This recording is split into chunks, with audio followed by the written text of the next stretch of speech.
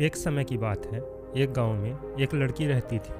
वह सुंदर नहीं थी, वह अकेली रहती थी और उसका कोई भी नहीं था।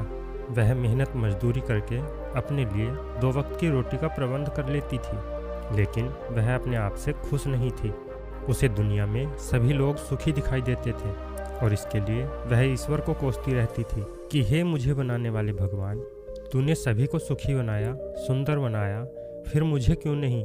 मैं जानती हूँ कि तू मुझसे बदला ले रहा है। एक दिन रास्ते में एक पेड़ के नीचे बैठकर वह अपनी किस्मत को लेकर रो रही थी। तभी एक बौद्ध भिक्षु भिक्षाटन करके उस रास्ते से वापस जा रहे थे। उन्होंने उस लड़की को रोते हुए देखा तो उससे पूछा, पुत्री, तुम क्यों रो रही हो? क्या हुआ? लड़की ने कहा, मैं काली हूँ, सुंदर नहीं हूँ। सभी लोग मेरे रंग की वजह से मेरा मजाक उड़ाते हैं। मेरा कोई नहीं है, मेरे पास तो धन भी नहीं है। इस दुनिया में मुझसे ज़्यादा दुखी कोई और नहीं है। इस दुनिया में सभी खुश हैं, फिर मैं क्यों नहीं? मेरा क्या कसूर है? क्या मुझे सुखी होने का हक नहीं है? क्या मुझे सुखी नहीं होना चाहिए?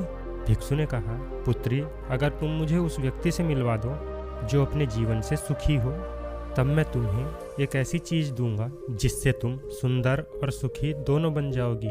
लड़की ने कहा, महात्मन, क्या ऐसा हो सकता है? मैं ऐसे व्यक्ति को जानती हूँ जो बहुत सुखी है। मैं उसे अभी लेकर आती हूँ, आप मेरा यहीं इंतज़ार करना। भिक्षु ने कहा, हाँ, जब तक तुम वापस नहीं आती मैं तुम्हारा यहीं इंतज़ार करूँगा। लड़की वहाँ से चली गई और अपने मालिक के पास पहुँची जो एक किसान था। उसने किसान से कहा, मालिक, आप मेरे साथ चलिए, एक भिक्षु हैं जिन्हें मैं आपसे मिलवाना चाहती हूँ। उन्होंने कहा है कि अगर मैं एक सुखी व्यक्ति को उनके पास ले आऊँगी तो वे मुझे सुंदर और सुखी बना देंगे। किसान ने कहा, मैं और सुखी? तुम्हें मैं कहाँ से सुखी लगता हूँ? मेरे जितना दुखी तो इस दुनिया में कोई और है ही नहीं। लड़की ने कहा, मालिक, आप और दुखी? आपके पास तो ज़मीन भी है, अनाज भी है, धन भी है, फिर आप दुखी कैसे हो सकते हैं? किसान ने कहा, मेरी फसल अच्छी नहीं हो रही, इसलिए उसके दाम भी अच्छे नहीं मिल रहे और राजा को लगान भी देना है। मेरे पास तो अब इतने पैसे भी नहीं हैं कि मैं फिर से कोई अच्छे बीज खरीद सकूं। पिछली बार बरसात में मेरी फसल खराब हो गई थी और अब तो मेरी हालत और अधिक खराब है। ऐसे में मैं सुखी कैसे हो सकता हूँ? लड़की ने कहा, तो मालिक, आप ही बता दीजिए कि आपके हिसाब से कौन सुखी रहता है जिसे मैं अपने साथ ले जा सकती हूँ।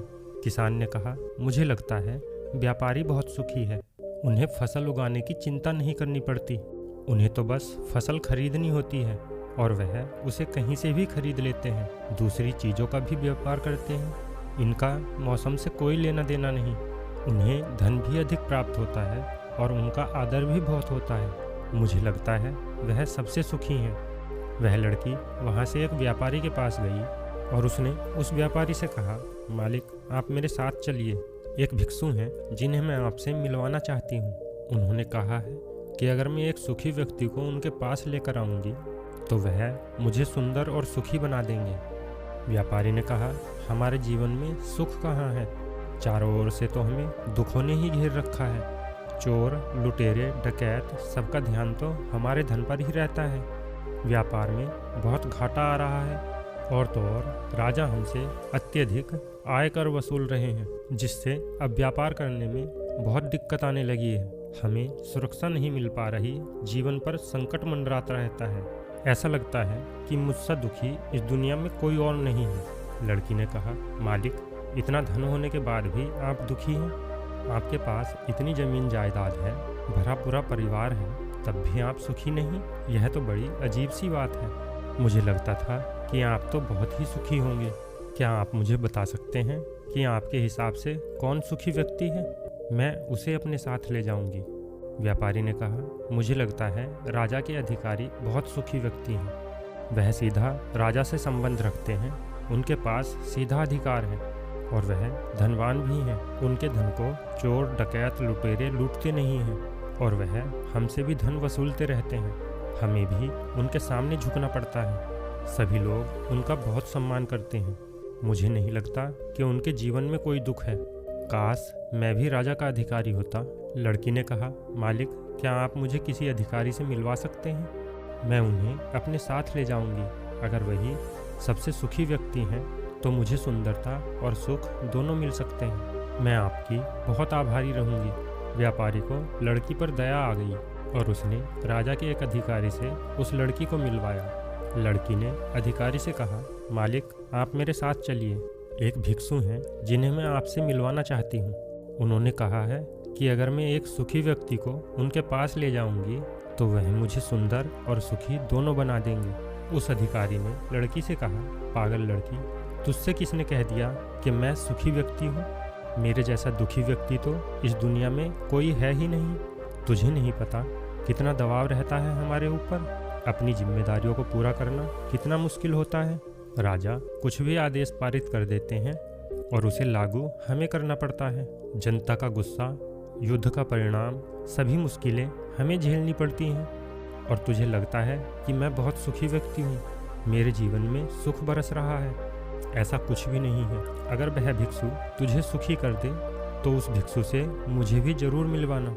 मैं भी सुखी होना चाहता हूँ। लड़की ने कहा, आश्चर्य है, जहाँ तक मैं सोचती थी जो लोग सुखी हैं उनमें से कोई सुखी नहीं है। आपको क्या लगता है मालिक, इस दुनिया में सुखी कौन है? क्या आप मुझे बता सकते हैं? अधिकारी ने कहा, सबसे सुखी के बारे में जानना चाहती है तो सुन, इस दुनिया में एकमात्र राजा सबसे सुखी व्यक्ति है। इस दुनिया में उन्हें किसी की सुननी नहीं पड़ती।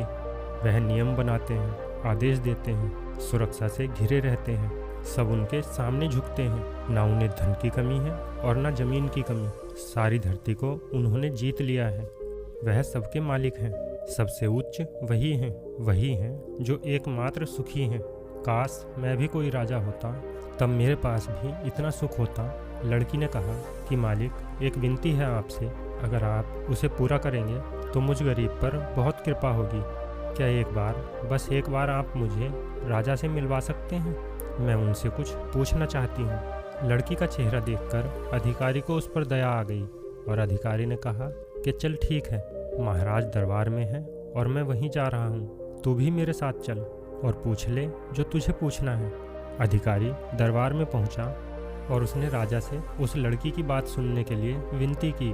राजा ने आज्ञा दे दी और उस लड़की को दरबार में बुलाया गया। राजा ने कहा, निडर होकर बोलो, तुम क्या कहना चाहती हो? लड़की ने डरते हुए कहा कि महाराज, मैं एक संपूर्ण सुखी व्यक्ति को ढूंढ रही हूँ। एक भिक्षु ने कहा है कि यदि मैं उनके पास एक संपूर्ण सुखी व्यक्ति को लाऊंगी तो वह मुझे सुंदरता और सुख दोनों प्रदान करेंगे। मुझे पता चला है कि इस दुनिया में एकमात्र सुखी व्यक्ति केवल आप ही हैं। क्या आप मेरे साथ उस भिक्षु के पास चलेंगे? राजा लड़की की बात सुनकर जोर से हंसा। उसने कहा कि सबकी तरह तुम्हें भी लगता है कि इस दुनिया में मैं सबसे सुखी व्यक्ति हूँ? लेकिन कोई मुझसे पूछे कि इस दुनिया में अगर सबसे बड़ा कोई दुखी है तो वो मैं हूँ। मेरे पास नींद नहीं है, मेरे पास आराम नहीं है, मैं आराम से सो नहीं पाता। अंगरक्षक हमेशा मुझे घेरे रहते हैं, उनके बिना मैं अकेले कहीं जा भी नहीं सकता।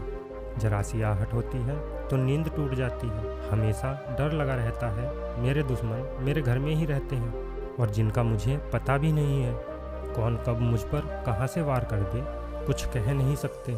यहाँ बैठे सभी में कुछ मेरे हितैषी हैं, कुछ मेरे शत्रु हैं, कुछ मेरे मित्र और रिश्तेदार हैं। लेकिन शक मुझे हर किसी पर करना होता है। हर सांस भारी मालूम होती है। इतने बड़े राज्य की जिम्मेदारी उठाना आसान नहीं होता।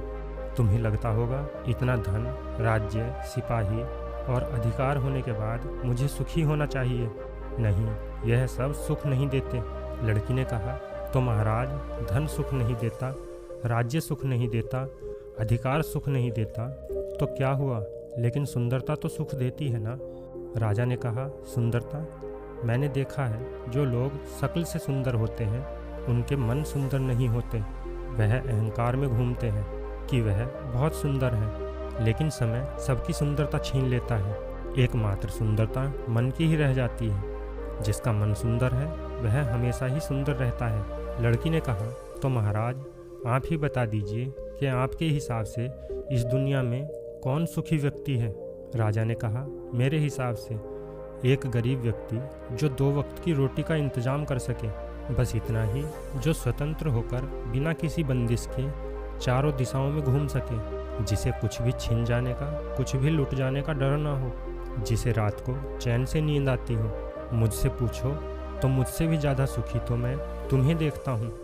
तुम्हारे पास नींद है, अच्छा मन है, चारों दिशाएं हैं जिनमें तुम आज़ाद होकर घूम सकती हो। कोई डर नहीं है, कोई साजिश नहीं है, कोई षड्यंत्र नहीं है, बस जीवन है, अपना जीवन। मेरे हिसाब से तो बस तुम ही सबसे सुखी हो। उस लड़की ने जब राजा की यह बातें सुनी तो उसे एहसास हुआ कि वाकई वही एकमात्र सुखी है और वही सुंदर भी है। अब वह जो थी उसे वही होने पर गर्व महसूस हुआ। पूरे दिन थक हार कर लेकिन संपूर्ण सुख लिए हुए, चेहरे पर हल्की सी मुस्कान लिए हुए और प्रकृति से बातें करते हुए वह भिक्षु के पास वापस लौटी और उसने भिक्षु से कहा, मैं किसी सुखी व्यक्ति को आपके पास नहीं ला पाई। मुझे लगता था कि मुझे छोड़कर सब सुखी हैं, लेकिन बात तो कुछ उल्टी ही निकली। यहाँ तो सब मुझसे भी ज़्यादा दुखी हैं। उन सबसे ज़्यादा सुखी तो मैं हूँ। भिक्षु ने कहा, पुत्री, अब तुम सुंदर हो और सुखी भी हो। यह कहकर वह भिक्षु वहाँ से चला गया। तो दोस्तों, कैसी लगी आपको यह कहानी? अपनी राय कमेंट में अवश्य लिखें। वीडियो अच्छी लगी हो तो वीडियो को लाइक करके चैनल को सब्सक्राइब अवश्य कर लें। ऐसी ही ज्ञानवर्धक कहानी सुनने के लिए फिर मिलते हैं किसी ज्ञानवर्धक कहानी के साथ। तब तक के लिए धन्यवाद।